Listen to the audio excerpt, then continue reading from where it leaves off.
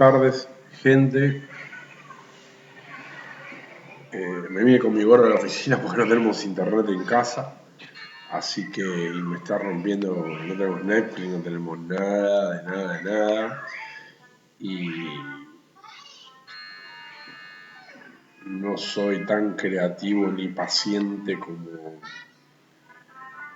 uno debería ser. Entonces se vino con su tablet, con su celular y qué sé yo acá. Y yo de paso aprovecho.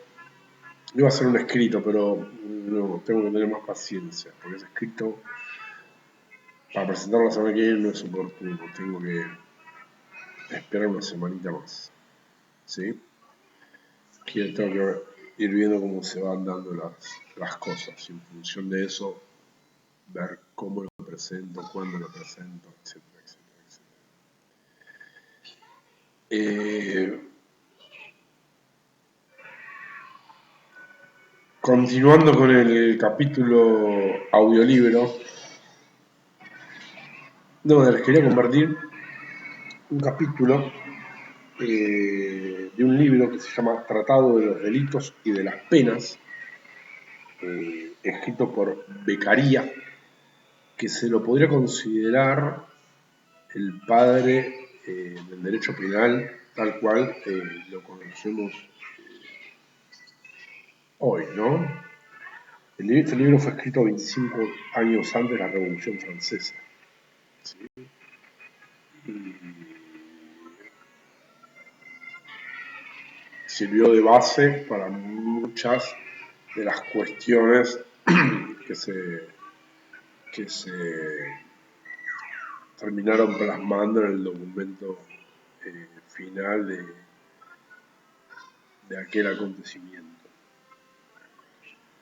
Algunos dudan sobre la autoría de Beccaria de este tratado, porque hay un libro de economía que también escribió y de forma muy mediocre, entonces no se condice con la brillantez de este libro. Que cuando tengan tiempo, léanlo. Y les quiero leer un capítulo que lo leí cuando era estudiante. La verdad que me pareció magnífico.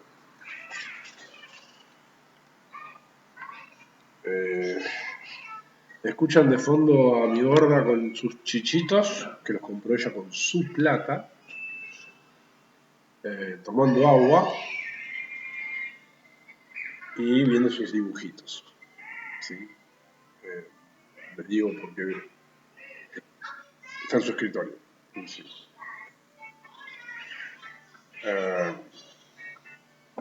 Quería compartir con ustedes el capítulo 16, ¿sí? Del libro, que trata y se llama de la tortura. Bien, espero que le eche un mate y arrancamos. No es muy largo, así que no se impacienten.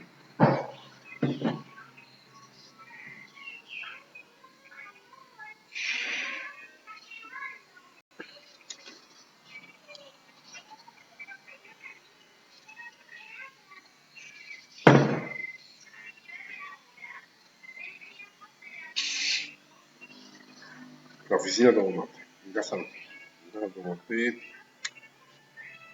mate cocido y eventualmente café, que la médica me dijo no tomes más café. Pero en la oficina tomo mate. Bien. De la tortura.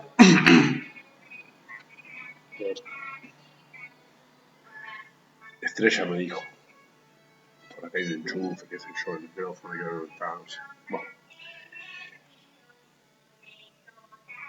Martu, ¿sabes bajar un poquito el volumen?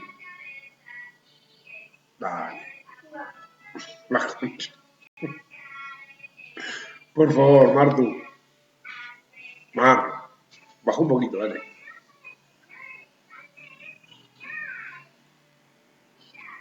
Ni mi hija me hace caso, así que...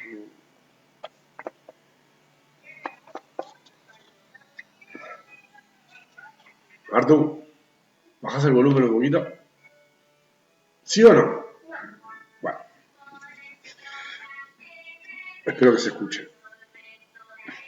Una crueldad consagrada por el uso entre la mayor parte de las naciones es la tortura del reo mientras se forma el proceso, o para obligarlo a confesar un delito, o por las contradicciones en que incurre, o por el descubrimiento de los cómplices, o por no sé cuál metafísica e incomprensible purgación de la infamia, o finalmente por otros delitos de que podría ser reo, pero de los cuales no es acusado. Un hombre no puede ser llamado reo antes de la sentencia del juez, ni la sociedad puede quitarle la pública protección, sino cuando esté decidido que ha violado los pactos bajo que le fue concedida. ¿Qué derecho, sino el de la fuerza, será el que le dé potestad al juez para imponer pena a un ciudadano mientras se duda si es reo o inocente? No es nuevo este dilema, o el delito es cierto o incierto. Si cierto, no le conviene otra pena que la establecida por las leyes, y son inútiles los tormentos, porque es inútil la confesión del reo. Si es incierto, no se debe atormentar un inocente, porque tales según las leyes del hombre cuyos delitos no están probados. Pero yo añado que es querer confundir todas las relaciones, pretender que un hombre sea al mismo tiempo acusador y acusado, que el dolor sea el crisol de la verdad, como si el juicio de ella residiera en los músculos y fibras de un miserable. Este es el medio seguro de absolver los robustos malvados y condenar los flacos inocentes. Estamos hablando de la tortura y les repito esta oración que me parece de otro planeta. Este es el medio seguro para absolver los robustos malvados y condenar los flacos inocentes. ¿Veis aquí los fatales inconvenientes de este pretendido criterio de verdad, pero el criterio digno de un caníbal, que aún los romanos, bárbaros por más de un título, reservaban solo a los esclavos, víctimas de una feroz y demasiado loada virtud? ¿Cuál es el fin político de las penas? El terror de los otros hombres. Pero ¿qué juicio debemos nosotros hacer de las privadas y secretas carnicerías que la tiranía del uso ejercita sobre los reos y sobre los inocentes? Es importante que todo delito público no quede sin castigo, pero es inútil que se verifique que quien haya cometido un delito sepultado en las tinieblas. Bueno, va de nuevo. Es importante que todo delito público no quede sin castigo, pero es inútil que se verifique que quien haya cometido un delito sepultado en las tinieblas. Un daño hecho y que no tiene remedio. No puede ser castigado por la sociedad política, sino cuando influye sobre los otros ciudadanos, con la lisonja de la impunidad. Si es verdad que el número de hombres respetadores de las leyes, o por temor o por virtud, es mayor que el de los infractores, el riesgo de atormentar un solo inocente debe valorarse tanto más cuanto es mayor la probabilidad, en circunstancias iguales, de que un hombre las haya más bien respetado que despreciado. Otro ridículo motivo de la tortura es la purgación de la infamia, esto es, un hombre juzgado infame por las leyes debe, para liberarse de esta infamia, confirmar la verdad de su deposición con la dislocación de sus huesos. Este abuso no se debería tolerar en el siglo XVIII. Se cree que el dolor, siendo una sensación, purga la infamia, que es una mera relación moral. ¿Se dirá acaso que el dolor es un crisol y la infamia es acaso un cuerpo mixto impuro?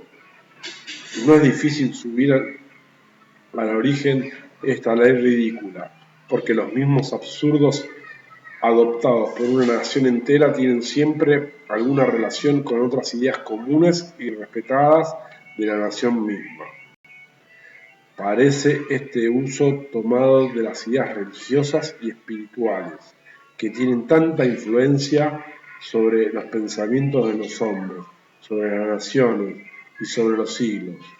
Un dogma infalible asegura que las manchas contraídas por la fragilidad humana y que no han merecido la ira eterna del Ser Supremo deben purgarse por un fuego incomprensible, pues siendo la infamia una mancha civil, así como el dolor y el fuego quitan las manchas espirituales. ¿Por qué los dolores del tormento no quitarán la mancha civil que es la infamia? Yo creo que la confesión del reo, que en algunos tribunales se requiere como esencial para la condenación, tenga un origen semejante, porque en el misterioso tribunal de la penitencia, la confesión de los pecados es parte esencial del sacramento. Veis aquí cómo los hombres abusan de las luces más seguras de la revelación, y así como estas son las que solo subsisten en los tiempos de la ignorancia. Hacia ellas recurre la humanidad dócil en todas las ocasiones, haciendo las aplicaciones más absurdas y disparatadas. Pero la infamia es un sentimiento no sujeto a leyes, ni a la razón, sino a la opinión común. La tortura misma ocasiona una infamia real a quien la padece. Así, con este método se quitará la infamia causando la infamia. El tercer motivo es la tortura que se da a los que se suponen reos cuando en su examen caen en contradicciones, como si el temor de la pena, la incertidumbre del juicio, el aparato y la majestad del juez, la ignorancia común a casi todos los malvados y a los inocentes, no deban probablemente hacer caer en contradicción al inocente que teme y al reo que procura cubrirse. Como si las contradicciones comunes en el hombre, cuando están tranquilos, no deban multiplicarse en la turbación del ánimo, todo embebido con el pensamiento de salvarse del inminente peligro. Este infame crisol... ¿Dónde vas? Bueno.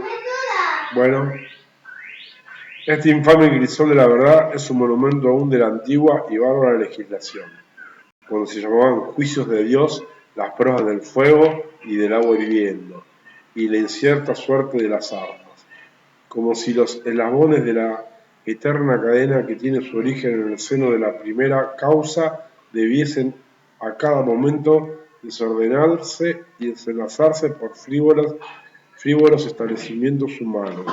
La diferencia que hay entre la tortura y el fuego y el agua hirviendo es solo que el resultado de la primera parece que depende de la voluntad del reo y de la segunda de lo extrínseco de un hombre puramente físico. Pero esta diferencia es solo aparente y no real. Tan poca libertad hay ahora entre los cordeles y dolores para decir la verdad, como también entonces para impedir sin fraude los efectos del fuego y del agua hirviendo. Todo acto de nuestra voluntad es siempre proporcionado a la fuerza de la impresión sensible que es su manantial, y la sensibilidad de todo hombre es limitada. Así la impresión del dolor puede crecer a tal extremo que, ocupándola toda, no deje otra libertad al atormentado para escoger el camino más corto, en el momento presente y sustraerse a la pena. Entonces, la respuesta del reo es tan necesaria como las impresiones del fuego y del agua. Entonces, el inocente sensible se llamará reo, si cree que con esto hace cesar el tormento. ¿Entienden esto, no? Entonces, la respuesta del reo es tan necesaria como las impresiones del fuego y del agua. Entonces, el inocente sensible se llamará reo, si cree que con esto hace cesar el tormento. Toda diferencia entre ellos desaparece por aquel medio mismo que se pretende empleado para encontrarla. Es superfluo duplicar la luz de esta verdad citando los innumerables ejemplos de inocentes que se confesaron reos por los dolores de la tortura. No hay nación, no hay época que no presente los suyos, pero ni los hombres se mudan ni sacan las consecuencias. No hay hombre si ha girado más allá de las necesidades de la vida que alguna vez no corra hacia la naturaleza, y con voces secretas y confusas lo llama así. Pero el uso tirano de los entendimientos lo separa y espanta. El resultado, pues, de la tortura es un asunto de temperamento y de cálculo, que varía en cada hombre a proporción de su robustez y de su sensibilidad. Tanto que, con este método, un matemático desatará mejor que un juez este problema. Determinada la fuerza de los músculos y la sensibilidad de las fibras de un inocente, encontrar el grado de dolor que lo hará confesar reo de un delito supuesto. El examen de un reo se hace para conocer la verdad, pero si ésta se descubre difícilmente por el aspecto, el gesto y la fisonomía de un hombre tranquilo, mucho menos se descubrirá en aquel a quien las convulsiones del dolor alteran y hacen faltar todas las señales por donde, aunque a su pesar, sale al rostro de la mayor parte de los hombres la verdad misma. Toda acción violenta hace desaparecer las más pequeñas diferencias de los objetos por los cuales algunas veces se distingue lo verdadero de lo falso. Conocieron estas verdades los legisladores romanos, entre los que no se encuentra usada tortura alguna, sino en solo los esclavos, a quien estaba quitado toda personalidad.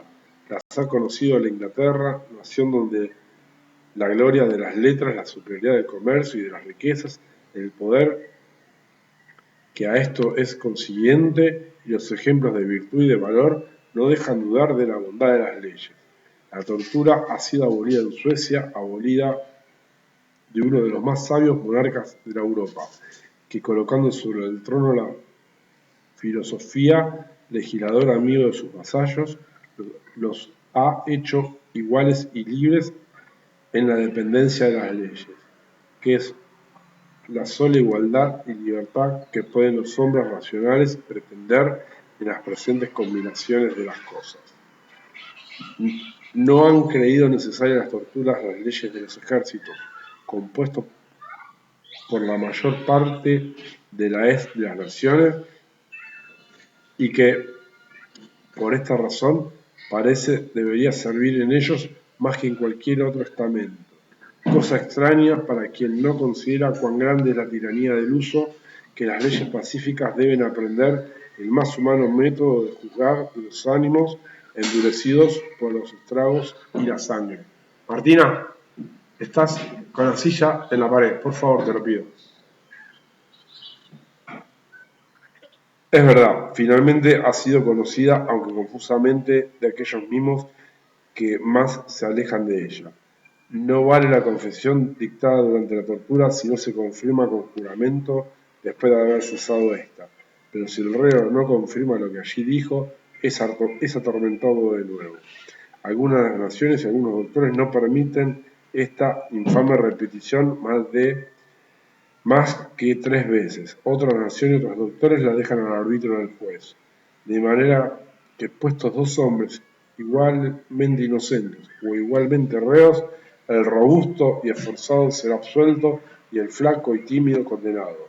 En fuerza de este exacto raciocinio, yo juez debía encontrar los reos de tal delito. Tú, vigoroso, has sabido resistir el dolor, y por eso te absuelvo. Y tú, débil, has cedido, y por eso te condeno. Conozco que la confesión que te ha arrancado entre la violencia y los tormentos no tendría fuerza alguna, pero yo te atormentaré de nuevo si no confirmas lo que has confesado. Le repito, esta última parte está muy buena. Yo, juez, debía encontraros reos de tal delito. Tú, vigoroso, has sabido resistir al dolor, y por esto te absuelvo. Tú, débil, has cedido, y por eso te condeno. Conozco que la confesión que te ha arrancado entre la violencia y los tormentos no tendría fuerza alguna, pero yo te atormentaré de nuevo si no confirmas lo que has confesado. Una consecuencia extraña que necesariamente se deriva del uso de la tortura es que el inocente se hace de peor condición que el reo, puesto que aplicando ambos el tormento, el primero tiene todas las combinaciones contrarias, porque o confiesa el delito y es condenado o lo niega. Ahora voy, ahora ayudo. Y es declarado inocente y ha sufrido una pena que no debía. Pero el reo tiene un caso favorable para sí. Esto es, cuando resistiendo a la tortura... ¿Qué pasa, Mar? ¿Agua? Ahora te doy. Un segundo, yo termino. Cuando resistiendo a la tortura con firmeza debe ser absuelto como inocente, pues así ha cambiado una pena mayor por una menor.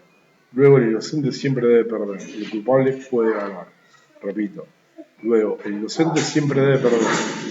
Martina, y el culpable puede ganar. La ley que manda la tortura es una ley que dice: hombres, resistid al dolor. Y si la naturaleza ha criado en vosotros un inextinguible amor propio, y si os ha dado un derecho inalienable para vuestra defensa, yo creo en vosotros un afecto todo contrario, este es un odio heroico de vosotros mismos, y os mando que os acuséis diciendo la verdad cuando se os desgarren los músculos y disloquen los huesos. Se aplica la tortura para descubrir si el reo... Martina, basta. Dejá la silla donde estaba. Se aplica la tortura para descubrir si el reo lo es de otros delitos fuera de aquellos sobre los que se los acusa, cuyo hecho equivale a este raciocinio. Tú eres reo de un delito, luego es posible que seas de otros ciento. Esta duda me oprime y quiero salir de ella con mi criterio de la verdad. Las leyes te atormentan porque eres reo, porque puedes ser reo, porque yo quiero que tú seas reo. Finalmente la tortura se ha aún acusado para descubrir los cómplices de su delito, pero sí está demostrado que esta no es un medio oportuno para descubrir la verdad. ¿Cómo podrás salir para averiguar los cómplices, que es una de las verdades de cuyo descubrimiento se trata? Como si el hombre que se acusa a sí mismo lo acusara más fácilmente a nosotros. ¿Es acaso justo atormentar a los hombres por el delito de otros? No se descubrirán los cómplices del examen del reo, de las pruebas y cuerpo de delito, del examen de los testigos, en suma, de todos aquellos medios mismos que deben servir para certificar el delito del acusado. Los cómplices, por lo común, huyen inmediatamente después de la prisión del compañero. La incertidumbre de su suerte los condena por sí sola al destierro y libra a la nación del peligro de nuevas ofensas. Mientras tanto, la pena del reo, que está en su fuerza, obtiene el fin que procura, esto es, separar con el terror los hombres de semejante delito. Espero que se haya entendido un poco, por lo menos que se hayan sacado 2 o 3 ideas interesantes.